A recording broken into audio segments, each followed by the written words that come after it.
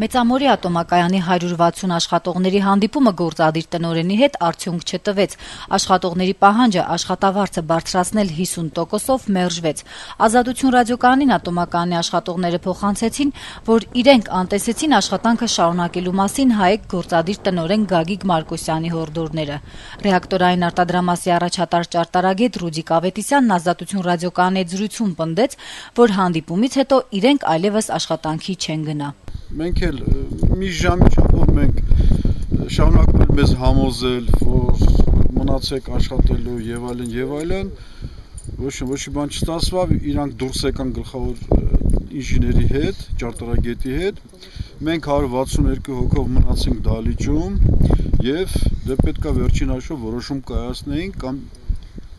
գծի այս կողմն են կամ թե այս կողմը, որոշեցինք, որ մենք մնում ենք մեր ասացի տերը։ Այսօր լրացավ 160 աշխատողի աշխատանքից ազատման մասին դիմում գրելու 30 օրը։ Համաձայն աշխատանքային օրենսդրության վաղվանից արդեն նրանք աշխատող չեն համարվում։ Ռեակտորային արտադրամասի հերթափոխի պետ Գարեգին Խանգալդյանն ասաց, որ այսօր աշխատանքի կգնան միայն գիշերային հերթափոխի աշխատողները։ Նրանք աշխատանքից ազատման դիմում գրած շուրջ 160 աշխատողի 30%-ն են կազմում։ Ատոմակայանի հիմնական արտադրամասերում 450 մարդ է աշխատում։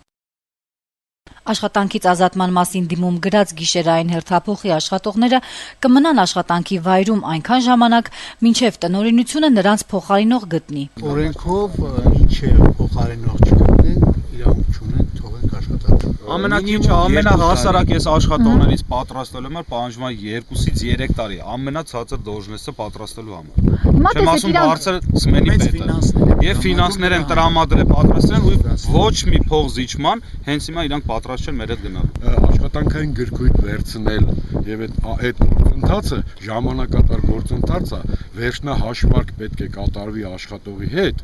եւ քանի դեռ մեր հետ վերջնահաշվարկ չեն կատարել, մենք մեր պրոպուսկները, անցագրերը չենք ուզում հանձնենք, որպեսի վերջնահաշվարկը ուշացնելու դեպքում գոնե կարողանանք գանք մտնենք ատոմակայանի տերիտորիա, պահանջենք մեր վերջնահաշվարկը։ ՀԱԵԿ-ի տնօրեն Գագիկ Մարկոսյանը 2 օր է փոխանցում է, թե զբաղված է ու հարցերի կպատասխանի ավելի ուշ։ Նա մեկ ամիս առաջ Ազատություն ռադիոկայանին ասել էր, թե ատոմակայանում ոչ կարևոր մարդիկ չկան, չմանրամասնելով, թե ինչ տեղի կունենա, եթե 160 մարդ լքի աշխատատեղը։ Մինչդեռ աշխատողները պնդում են, թե իրենց հեռացումը կազդի ատոմակայանի բնականոն գործունեության վրա։ Էներգետիկայի եւ բնական պաշարների նախարարի մամուլի քարտուղար Լուսինե Հարությունյանն էլ Ազատություն ռադիոկայանին այսօր փոխանցեց ընդհանրապես, թե այսօրվա դրությամբ ատոմակայանում շարունակվում են վերալիցքավորման աշխատանքները, իսկ ինչ վերաբերում է աշխատակիցների ազատմանը, դեռևս նման որոշում չի կայացվել։